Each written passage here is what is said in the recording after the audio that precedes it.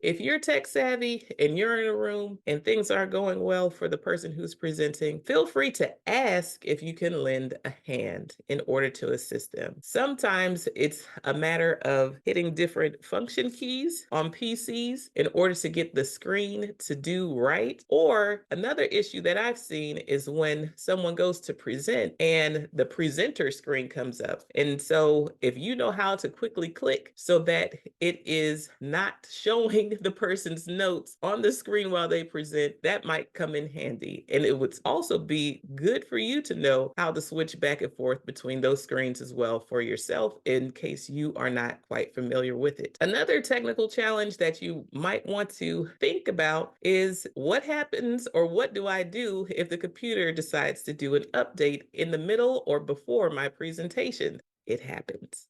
Now, when you have a laptop or you're using someone else's laptop, sometimes you can hit ignore, ignore, ignore, update later, remind me later. But after a while, the computer will decide that you're just not going to respond the way it wants to. So it will do the updates on you whether or not you really want it to at that moment. So keep in mind that this is a possibility. And if you're working from your laptop, make sure you do those updates before you go to the conference so your laptop doesn't surprise you when you get there and you want to present. Now, if you run into technical difficulties, another tip that I want to give you is to make sure that you have a printed out copy for yourself. That way you can still share your information whether or not things work out with your technology equipment. You are there to share, and the most important information is actually going to come from you. Now, perhaps you can let others know that you will share the presentation with them electronically after the session, and you might want to send that to them as a PDF. Sometimes either the mobile application or the website that the conference uses has places and spaces for presenters to share their presentations. And it's helpful if you're able to say, I've already uploaded the presentation to the mobile app or to the website, and you can retrieve it from there at your convenience.